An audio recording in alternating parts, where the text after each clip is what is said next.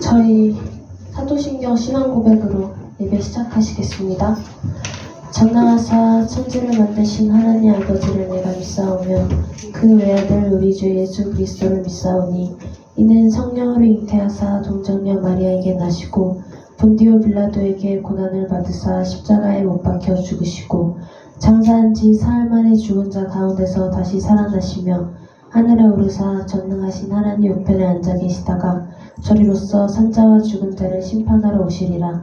성령을 믿사오며 거룩한 공예와 성도가 서로 교통하는 것과 죄를 사하여 주시는 것과 몸이 다시 사는 것과 영원히 사는 것을 믿사옵나이다. 아멘.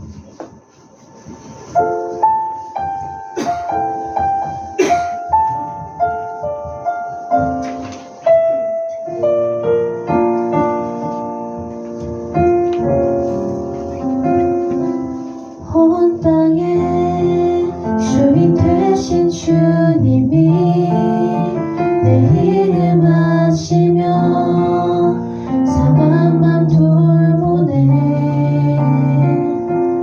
어둠을 밝히시는 새벽별 방황하는 내 맘 주의 길 비추시네.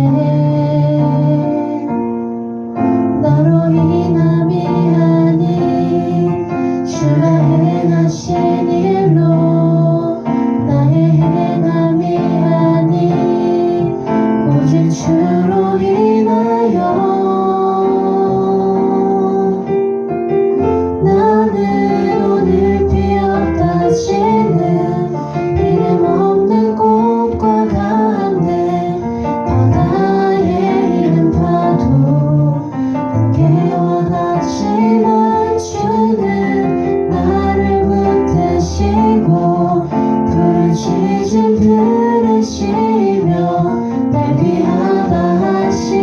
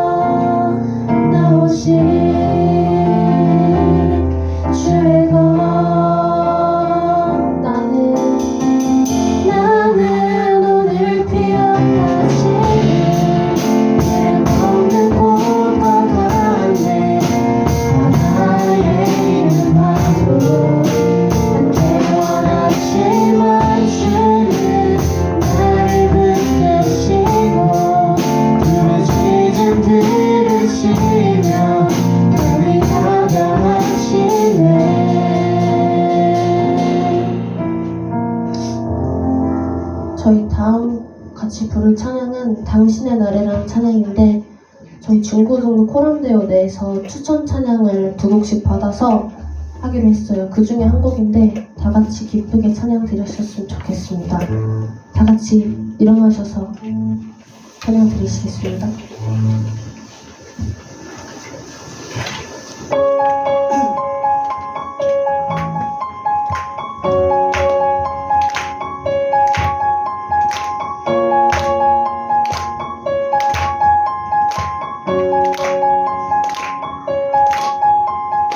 부끄러운 나를 덮어주시고 환하게 빛나는 새날을 주시네.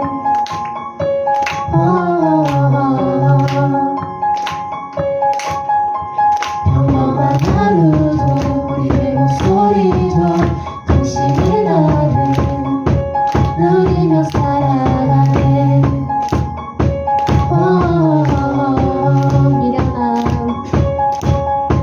미련한 사랑 아버지의 유산 주 사랑은 온 땅에 넘치고 당신의 나를 맞이한 우리를 통해 끝없이 흘러가네. 좋은 소식을 전하며 평화를 누리자.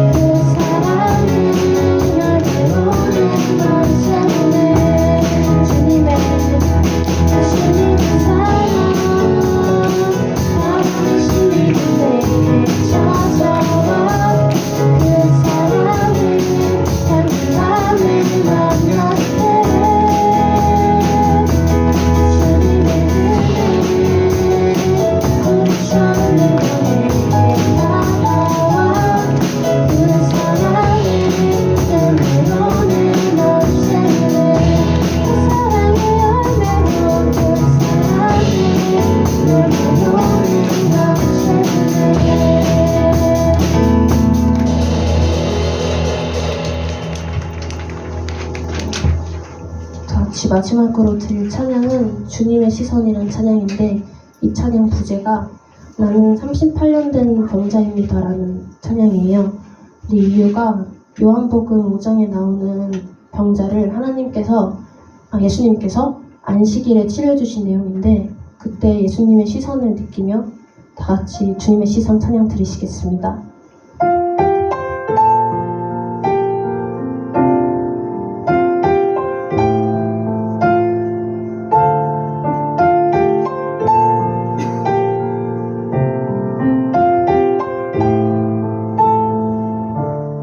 흐르는 시간이 한숨만 남기고 반복된 실패 속 지쳐갈 때 내 맘의 소망이 눈물 조각 될 때 내 곁에 다가와 부르시네. 주님의 시선 나를 비추시고 상처난 내 맘 만지시네. 말씀하시고 회복해 하시네. 주의 사랑이 다시 살게 하시네. 흐르는 시간이 한숨만 남기고 반복된 실패 속 지쳐갈 때 내 맘의 소망이 눈물 조각 될 때 주님을 걸어와 부르시네. 주님의 시선 나를 비추시고 상처난 내 맘 만지시네. 말씀하시고 회복해 하시네. 주의 사랑이 다시 살게 하시네. 주를 봅니다. 지금 이곳에서 주를 봅니다. 지금 이곳에서 주를 봅니다. 지금 이곳에서 주를 봅니다. 지금 이곳에서 주를 봅니다. 지금 이곳에서 주를 봅니다. 지금 이곳에서 주를 봅니다. 지금 이곳에서 주를 봅니다. 지금 이곳에서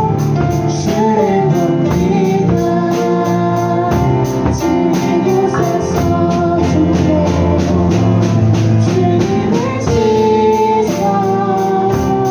나를 비추시고 상처난 내 맘 만지시네. 말씀하시고 회복해 하시네. 주의 사랑이 다시 살게 하시네. 주님의 시선 나를 비추시고 상처난 내 맘 만지시네. 말씀하시고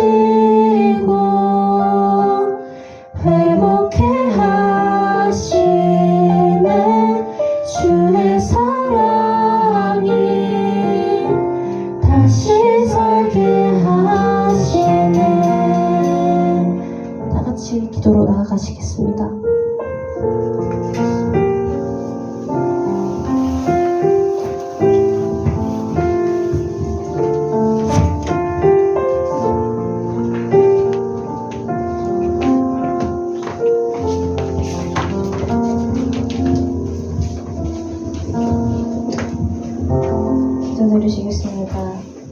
사랑의 주님, 오늘도 우리 중고등부가 한자리에 모일 수 있게 해주시고 한 주 동안 잘 지켜주심에 감사드립니다.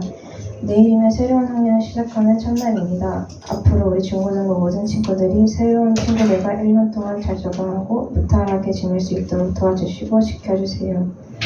말씀하시는 전도사님에게도 함께 해주셔서 중고등부에게 필요한 말씀 잘 전할 수 있도록 해주세요. 예수님의 이름으로 기도드렸습니다. 아멘.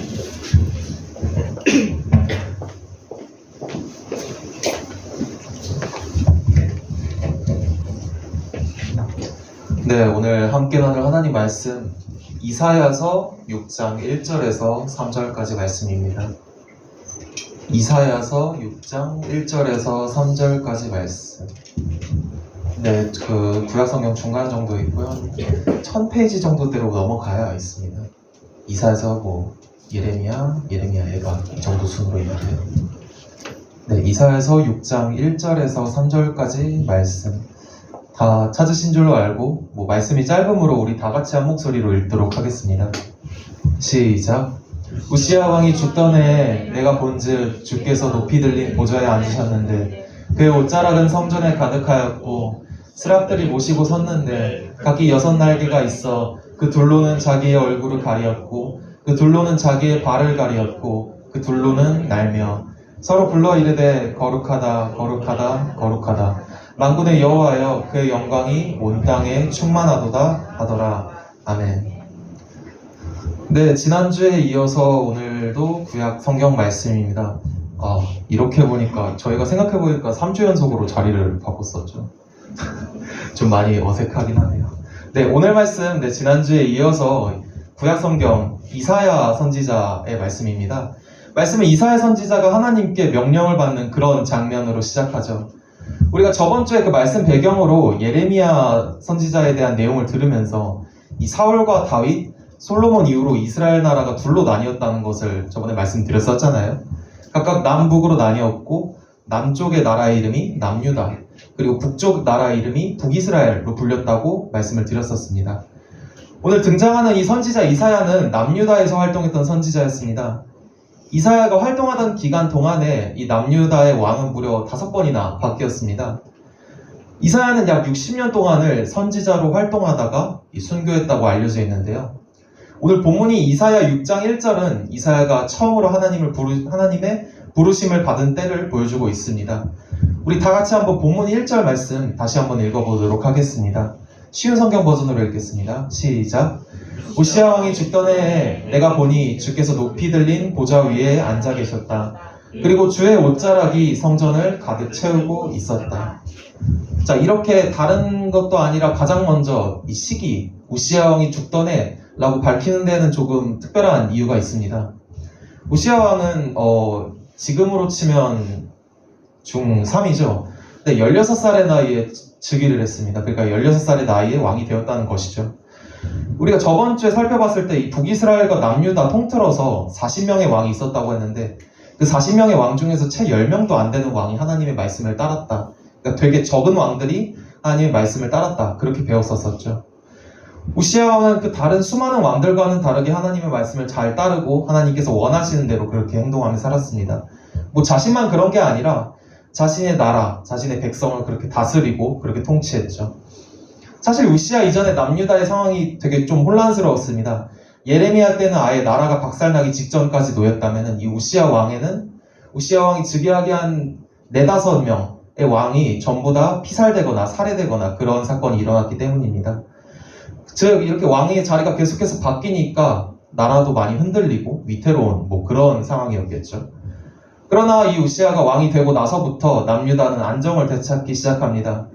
그는 가장 먼저 어린 나이에도 불구하고 이 종교개혁을 일으켜서 그동안 섬기던 우상들을 때려 부수고 다시 이스라엘 백성들이 하나님께 돌아와 예배드리도록 만들었죠. 그리고 평소에도 무엇을 하든지 어떤 나라의 정책을 결정하거나 뭘 하거나 무엇을 하든지 하나님의 뜻을 먼저 구했고 그리고 하나님의 뜻대로 하고자 했습니다. 하나님께서는 그런 우시야 왕을 좋게 보시고 그가 통치하는 기간 동안 많은 축복들을 내려주셨죠. 또 그는 능력 있는 왕이기도 했습니다. 우리가 역사 시간 때 배울 때 좋은 왕, 뭐 착한 왕이나 능력 있는 왕 보고 뭐 명군이나 성군 이렇게 얘기를 하잖아요. 딱 우시야 왕이 그런 왕이었습니다. 이 왕 이전에 남유다는 내부 상황으로 인해서 이 주변의 상황을 통틀어봐도 약소국으로 변해가고 있었어요. 근데 우시야가 왕이 된 이후로부터 주변 나라들과의 전쟁에서 계속해서 승리를 거두고, 그리고 주변 나라들이 알아서 조공을 바쳐오고, 또 우시야 덕분에 그렇게 남유다는 뭐 군사적으로도 경제적으로도 정치적으로도 이렇게 신흥 강대국으로 발돋움하게 됩니다. 근데 여기서 이제 아무래도 나라가 계속해서 좋은 흐름만 타고 잘 나가다 보니까 이 우시야가 한 가지 실수를 저지르게 됩니다. 일이 너무 잘 풀리니까 그만 콧대가 높아져 버린 것이죠. 뭐 말하자면 교만해진 겁니다. 구약시대 당시에는 뭐 적어도 우리가 조금만 생각해봐도 알겠지만 이런 방식으로 예배를 드리진 않았을 거잖아요. 당시에는 이 제사로 예배를 드렸습니다. 그리고 제사를 주관하는 사람이 바로 제사장이었죠. 하나님께서 이 이스라엘 백성들에게 너희들이 이렇게 나를 예배해라 라고 할 때 이 제사를 집행하는 사람은 오직 제사장만 그렇게 하도록 그렇게 명령을 하셨습니다. 그런데 이 우시야는 이를 어기고 자신이 본인이 직접적으로 제사를 집행하려고 했어요. 성경에 그 정확한 이유는 안 나와 있는데 제사장이 분명히 그 상황을 보고 당연히 가로막았겠죠. 아, 왕이시여, 이거는 하나님의 뜻이 아닙니다. 하나님께서도 이를 기뻐하시지 않을 겁니다. 라고 말씀을 드렸는데도 불구하고 오히려 화를 내면서 본인이 직접 막 제사를 드리려고 했어요. 그 결과 우시야는 하나님께 벌을 받게 됩니다. 그렇게 실랑이를 벌이던 그 즉시 하나님께서 그 우시야의 왕의 이마에 나병이 들게 하셨죠.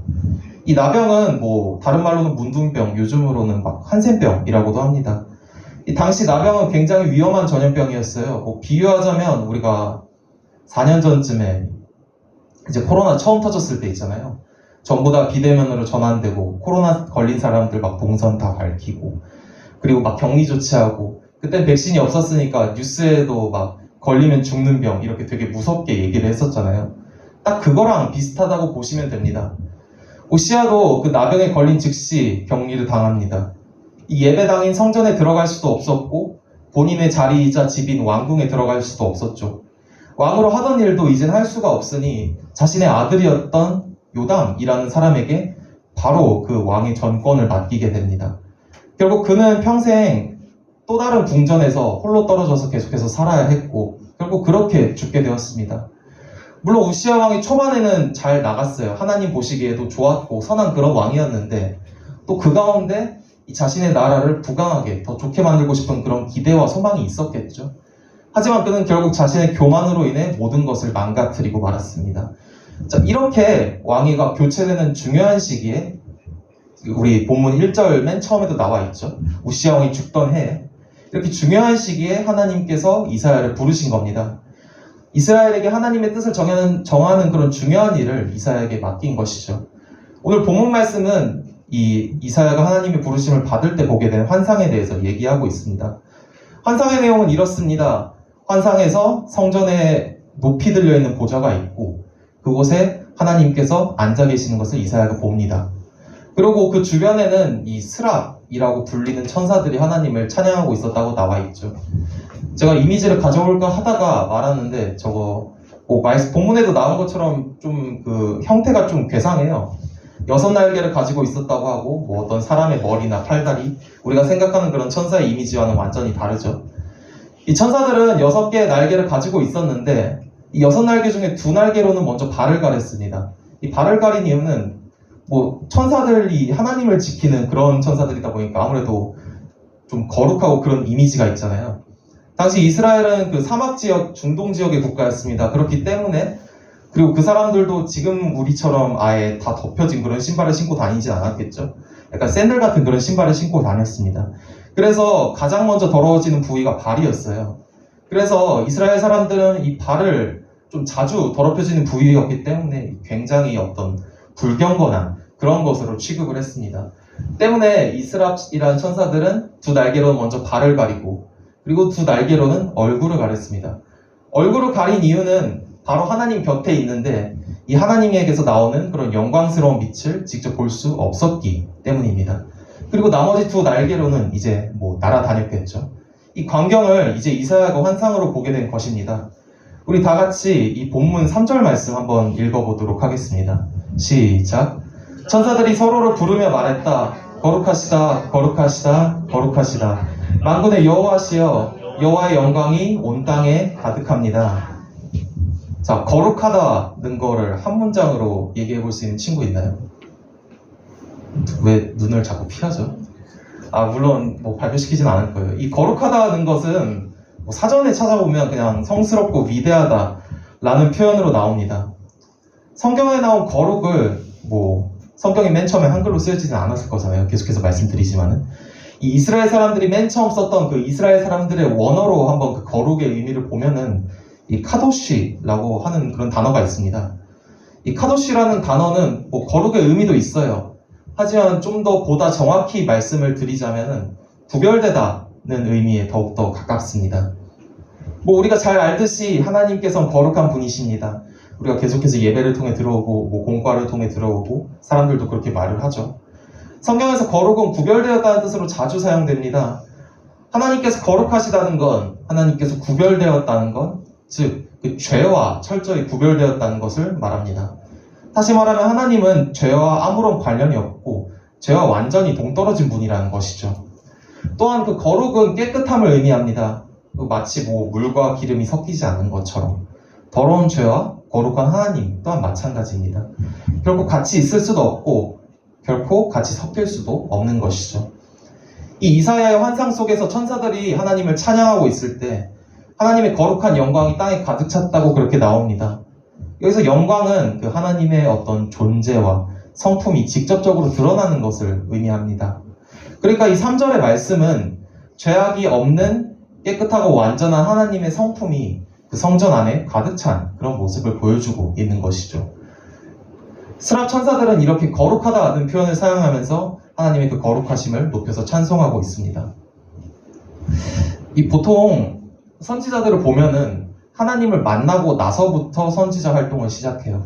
그러니까 그 전에 있던 어떤 선지자들의 일생, 그런 삶은 잘 나와 있진 않은데 하나로 공통적인 것은 하나님께서 직접 만나서 그 사람에게 영광을 드러내시고 그 사람에게 선지자로서 사명을 주십니다. 그리고 뭐 표현이 좀 그럴 수도 있겠는데 그 사람의 의지와는 상관없이 하나님께서 그 특정한 사람을 아예 선지자로 임명을 하시고 그렇게 살아가게 하셔요. 하나님은 이사야도 그렇게 선지자로 부르시면서 그에게 먼저 거룩함을 나타내셨습니다. 하나님께서 이사야에게 가장 먼저 이 거룩함을 드러내신 이유는 앞으로 이사야가 그 하나님의 선지자로서 전하게 될 말씀이 곧 거룩하신 하나님의 말씀이라는 것을 알리기 위함입니다. 이사야는 거룩하신 하나님의 말씀을 전하는 선지자로서 자신도 하나님의 거룩을 닮아가기 위해 힘써야겠죠. 하나님의 선택을 받은 사람은 하나님의 소유가 됩니다. 즉 이전처럼 뭐 선지자들이 그래왔던 것처럼 이 하나님과 상관없이 자신의 마음대로 살지 못하고 하나님께서 선택하신 그 순간부터 하나님께서 원하시는 대로 변화되고 거룩하게 살게 된다는 것입니다. 우리 다 같이 이 레위기 19장 2절 말씀 한번 읽어보도록 할게요. 시작. 이스라엘 모든 백성에게 전하여라. 나는 여호와 너희 하나님이다. 내가 거룩함으로 너희도 거룩하여라. 아멘. 뭐 비단 오늘날에 와서는 선지자뿐만이 아닙니다. 교회에서 섬기고 계시는 뭐 목사님, 강도사님, 뭐 전도사 뿐만 아니라 뭐 교회 장로님, 뭐 권사님, 집사님들만 그래야 하는 게 아니죠. 우리는 모두 그 하나님으로부터 창조된 이 하나님의 선택을 받은 하나님의 자녀들입니다. 우리의 주인이자 아버지는 하나님 한 분밖에 없죠. 그리고 우리는 그 아버지 하나님께서 원하시는 대로, 말씀하시는 대로 따라야 합니다. 즉 하나님께서 거룩하심으로 우리도 그 하나님을 닮아가기 위해, 거룩해지기 위해 힘써야 한다는 것이죠. 우리는 지난 시간에 기억나시나요? 지난 시간에 뭐 배웠는지? 무슨 속성에 대해서 배웠던 걸로 기억을 하는 걸로 믿겠습니다. 네, 그 하나님의 전능하심, 즉 그 비공유적 속성이라고 했었죠. 하나님과 공유하지 않는, 인간과 공유하지 않는 그런 하나님의 속성에 대해서 배웠습니다. 그렇지만 우리가 창세기 초반부를 살펴보면은 이 하나님께서 사람을 만드실 때 하나님의 형상대로 사람을 만드셨다라는 그런 말씀이 있죠. 이 말은 뭐 말 그대로 우리가 하나님의 형상을 따라 지어진 존재라는 겁니다. 뭐 이것은 외형적인 겉모습을 닮았다는 의미가 아닙니다. 물론 겉모습도 닮았겠죠. 눈, 코, 입이 있고 귀가 있고 손이 있고 몸도 있고 이 겉모습만 닮은 것뿐만이 아니라 이 말은 우리가 하나님의 그 외형적인 모습만이 아니라 내형적인 모습, 그 성품도 일부분 닮았다는 것을 의미합니다. 하나님의 형상대로 지음받은 우리는 하나님의 외형뿐만이 아니라 하나님의 내형, 그 안에 있는 마음도 같이 있다는 것이죠. 저번 주 공과 때 우리가 비공유적 속성과 같이 배운 그 하나님의 공유적 속성, 그것을 하나님의 공유적 속성이라고 부릅니다. 비록 하나님과 우리는 근본적으로 큰 차이가 있기 때문에 하나님이 갖고 계신 성품과 우리의 성품이 똑같을 수는 없습니다. 우리가 뭐 아무리 노력한다고 해도 우리가 지금부터 하나님 뜻에 100% 맞게 살아간다고 해도 그건 불가능한 일이죠. 또 게다가 모든 인간은 이 아담과 하와의 선악과 타락 이후에 하나님과 끊겨버린 상태에 놓여 있습니다. 이 어떤 100% 전적인 타락, 전적인 부패로 하나님과 단절된 것이 우리 지금 인간들의 상태이죠. 사실 하나님의 잘못이 없이 인간의 잘못만으로 그렇게 되었기 때문에 인간 입장에선 할 말이 없습니다. 뭐 지금의 우리들은 억울할 수는 있겠지만 그럼에도 불구하고 우리 입장에서 하나님께 할 수 있는 말은 없죠. 하지만 하나님께서는 그럼에도 불구하고 우리를 사랑하셨습니다. 우리가 먼저 하나님께 죄를 지었음에도 불구하고 하나님은 우리에게 기회를 다시 한번 주셨습니다. 그리고 하나뿐인 아들이신 예수님을 보냄으로써 우리에게 기회를 한 번 더 주셨죠. 이 예수님은 사람들의 모든 죄를 지시고 그 죄값을 모두 다 받으셨습니다. 그 예수님께서 흘리신 피로 인해서 우리의 죄는 깨끗하게 지워지고 또 하나님과의 관계도 끊겨졌다는 것에서 다시 이어지게 되었죠. 하나님께서는 예수님을 통해서 우리의 그런 어떤 근본적인 끊겨진 관계를 변화시키셨고 우리를 다시 하나님의 자녀로 회복시키셨습니다. 따라서 이제 우리는 그런 하나님의 은혜를 힘입어서 하나님을 닮아서 거룩한 삶을 살아가야 합니다. 하나님께서 거룩하신 것처럼 그리고 인간의 몸으로 오셨던 예수님께서 그러하셨던 것처럼 우리는 이 제약된 세상과 구별된 삶을 살아가야만 합니다. 이것이 하나님께서 우리에게 원하시는, 우리가 맨 처음에 그 소요리 문답을 통해 배웠었죠. 하나님을 기쁘시게 하고 영원토록 그분을 즐거워하는 삶이기 때문입니다. 네, 말씀을 맺겠습니다. 오늘 말씀이 좀 짧았는데 오늘 우리는 이 하나님의 거룩함에 대해서 배웠습니다. 이 거룩함은 깨끗하고 구별된 것이라는 의미에 더 가깝다고 우리가 배웠었죠. 하나님께서는 결국 죄와 함께 할 수 없는, 죄와 완전히 구별된 그런 거룩한 분입니다. 우리는 그런 하나님의 거룩함을 닮아가야 한다고 말씀을 드렸습니다. 이러한 과정을 성화라고 합니다. 뭐 여기서 세례 입교 교육을 저한테 받으신 분들은 뭐 들었을 수도 있겠는데, 기억하실 수도 있겠는데, 이 성화의 과정은 뭐 한순간에 그치는 것이 아닙니다. 뭐 일정 분량 한다고 해서 끝나는 것도 아니고 일정 기간이 된다고 해서 끝나는 것도 아닙니다. 이런 하나님의 거룩함을 닮아가는 성화의 과정은 우리가 평생에 걸쳐서 해야 할 어떤 인생의 목적이자 숙제와도 같습니다. 사실 우리가 하나님을 닮아가는 거는 뭐 우리의 노력도 있어야 되겠죠. 뭐 예배 시간에 집중을 한다든지 평소에도 말씀을 피고 기도한다든지 그런 것도 있겠지만은 일단 근본적으로는 하나님께 전적으로 달려 있습니다. 우리의 노력으로는 사실 할 수 있는 게 아무것도 없기 때문이죠. 예배에 집중하는 것도, 평소에 말씀을 피는 것도, 기도하는 것도 전부 하나님께서 마음을 주시고 하나님께서 우리 마음을 먼저 주장하셔야 하기 때문입니다. 때문에 우리의 힘이 아니라 하나님께서 우리를 거룩하게 변화시켜 주셔야 합니다.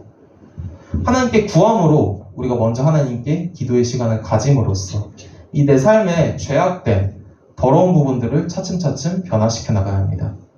그렇게 하나님을 닮아가는 그런 성화의 삶을 살아가야 하는 것이죠. 우리가 한 주 동안 오늘 들은 말씀을 기억하면서 또 실천하면서 살아갔으면 좋겠습니다. 또 이제 또 개학하는 때잖아요. 저도 당장 내일 개강이라 학교 가야 돼서 마음이 좀 심란합니다. 가는 데만 2시간 걸려요, 저는. 그래서 좀 마음이 심란한데 어쨌든 여러분들도 마찬가지일 겁니다. 이렇게 정신없고 바빠지는 때지만 그럼에도 불구하고 우리가 그리스도인으로서 말씀을 지키면서 하나님을 닮아가며 살아야 한다는 것을 기억하며 지내길 원합니다. 하나님께 기도하면서 내가 평소에 잘못된, 죄악된 부분들을 하나님께 고백하고 하나님의 도우심을 구하길 원합니다. 이 어떤 죄들 중에서도 여러 가지 예시가 있겠죠. 나쁜 말이나 어떤 남에게 상처를 준 기억이 있다면 그것을 고백하셔도 되고, 평소에 어떤 부정적인 생각이나 부정적인 마음을 가졌다면 그것을 고백하셔도 되고, 남에게 시기나 질투의 마음을 가졌다면 그것을 고백하셔도 상관없습니다. 이 우리가 하나님 앞에서 다 솔직하게 내려놓고 하나님을 닮아서 거룩해지길 원한다고 구하면서 그렇게 날마다 한 걸음씩 변화되는 삶을 살아가길 원합니다. 정말 그렇게 우리가 거룩하신 하나님을 닮아감으로써 하나님을 기쁘시게 하고 죄와 구별된 삶을 살면서 하나님만을 즐거워하는 삶으로 살아가는 우리 진광교회 중고등부 모두가 되기를 간절히 바랍니다. 기도하겠습니다. 하나님 아버지 감사합니다. 오늘 하나님 아버지께서 거룩하시다는 것을, 죄와 구별된 분이라는 것을 배웠습니다. 하나님 아버지 도와주시옵소서.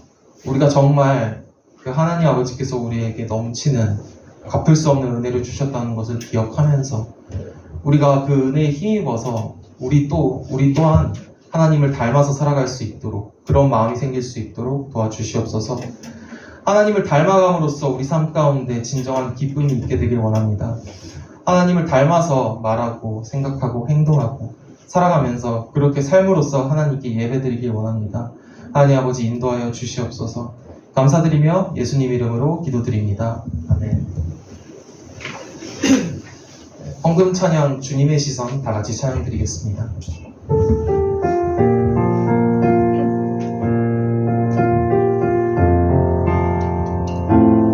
흐르는 시간이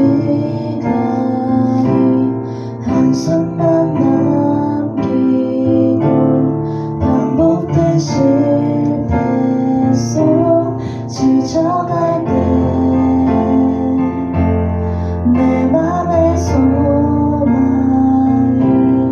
눈물조각 될 때 내 곁에 다가와 부르시는 주님의 시선, 주님의 시선 나를 비추시고 상처난 내 맘 만지시네. 말씀하시고 회복해 하시네. 주의 사랑이 다시 살게 하시네. 하나님 아버지 감사합니다. 우리가 하나님 아버지께서 거룩하시다는 사실을 기억하면서 우리를 지키시고 보호하시는 하나님께서 우리 또한 거룩해지길 원한다는 것을 기억하면서 살아갈 수 있도록 도와주시옵소서. 한 주간 살아갈 때 우리 안에 있어서 어떤 악한 마음, 악한 생각이 자라난다면 우리가 하나님 아버지께 구함으로써 끊어낼 수 있도록 도와주시옵소서. 악한 말을 한다면, 우리가 악한 상황 가운데 처한다면은 하나님께서 원하시는 길로, 하나님께서 원하시는 선택으로 나아갈 수 있도록 담대함과 지혜를 허락하여 주시옵소서. 그렇게 우리가 하나님을 기뻐하고 하나님을 영원토록 즐거워하는, 정말 우리에게 원하시는, 하나님께서 원하시는 그런 삶을 살아갈 수 있도록 인도하여 주시옵소서. 이 시간 예물 올려드립니다. 감사한 마음으로 올려드립니다. 이 예물이 사용되어지는 곳 가운데 주님의 은혜와 영광이 함께하게 되길 원합니다. 한 주간도 함께해 주실 줄 믿습니다. 이제 학기가 시작하고 또 정신없이 바빠지고 그런 순간들 가운데 우리가 항상 하나님만을 우선으로 하며 살아가게 되길 원합니다. 하나님을 닮아가는 것을 목적으로 살아가게 되길 원합니다. 하나님 아버지, 삶의 순간순간들 가운데 함께해 주셨고 하나님의 뜻대로 살아갈 수 있도록 그런 담대함, 마음 가운데 그런 의지 허락하여 주시옵소서. 하나님을 기쁘시게 하며 살아갈 수 있도록 인도하여 주시옵소서. 감사드리며 예수님 이름으로 기도드립니다. 아멘. 주기도문하심으로 예배 마치겠습니다. 하늘에 계신 우리 아버지여, 이름이 거룩히 여김을 받으시오며 나라가 임하시오며 뜻이 하늘에서 이루어진 것 같이 땅에서도 이루어지이다. 오늘 우리에게 일용할 양식을 주시옵고 우리가 우리에게 죄 지은 자를 사하여 준 것 같이 우리 죄를 사하여 주시옵고 우리를 시험에 들게 하지 마시옵고 다만 악에서 구하시옵소서. 나라와 권세와 영광이 아버지께 영원히 있사옵나이다. 아멘.